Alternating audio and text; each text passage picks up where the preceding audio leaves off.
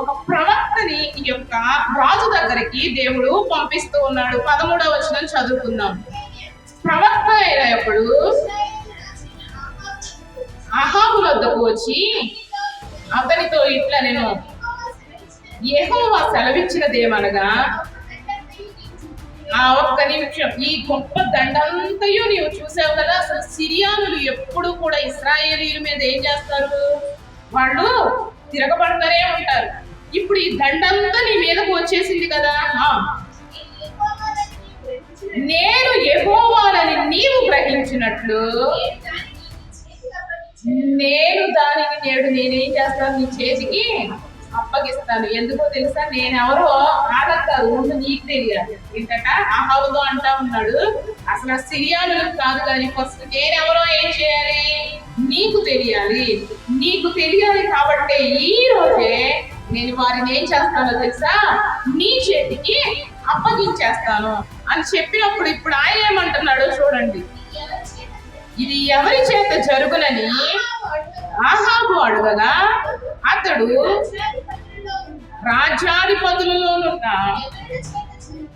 ఎవరుల చేత జరుగునని యెహోవా సెలవిచ్చుచున్నాడు. ఇప్పుడు ఈయన ఎంత చెబుతున్నా ఆ ప్రవక్త ఏం చేస్తున్నాడట, ప్రశ్నలు వేస్తా ఉన్నాడు. ఏం చేస్తున్నాడు? ప్రశ్నలు వేస్తా ఉన్నాడు. మొట్టమొదటి ప్రశ్న ఏం వేసాడు చెప్పండి? ఎవరి చేత నువ్వు ఇది చేయిస్తావు అంటే, నువ్వు రాజు కదా, నువ్వేమి చేయవా కదండి. యుద్ధం ఎవరు చేయాలి చెప్పండి? రాజే కదా చేయాల్సింది. ఇప్పుడు ఈయన ప్రవక్తను ఏమడుగుతా ఉన్నాడు, అసలు ఈ రోజే నేను వాళ్ళ చేతికి నీకు అప్పగిస్తానయ్యా అంటే మనమైతే ఏం చేద్దాం, వాళ్ళం ఎగిరి ఒక గంతేసేవాళ్ళం కదండి, అవునా కదండి.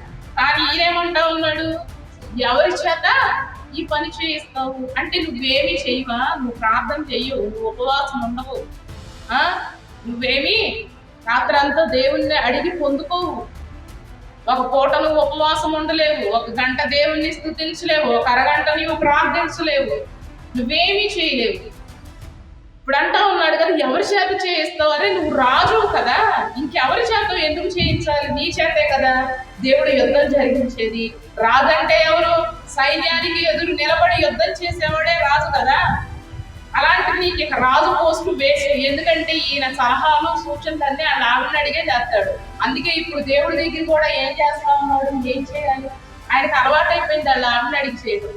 దీనికి కూడా ఇక్కడ ఏమైపోయింది, దేవుడిని అడుగుతా ఉన్నాడు ఎవరు చేస్తాడు అంటే, ఈయన పనల్లా వాళ్ళ ఆవిడ ఎవరిని చంపమంటే వాళ్ళని చంపుతాడు, ఎవరు భూములు కబ్జాలు చేయమంటే వాళ్ళవి కబ్జాలు చేసుకుంటాడు. ఈయన బొంగు మూతి పెట్టుకొని కూర్చుంటే వాళ్ళ ఆవిడ వచ్చి ఓదార్చి ఆయన కావాల్సినన్ని ఇచ్చేది. ఇప్పుడు ఇదే ప్రవర్తన ఎక్కడికి వచ్చేసింది? దేవుడి దగ్గర కూడా అలాగే చూపిస్తా ఉన్నాడు. ఎవరు చేస్తారయ్యా యుద్ధము అంటా ఉన్నాడు. ఇప్పుడు దేవుడు చెబుతా ఉన్నాడు కదా, నీ దేశంలో ఉన్నటువంటి యవ్వనుల చేతనే ఈ యుద్ధం జరిగింది. దేవునికి స్తోత్రం.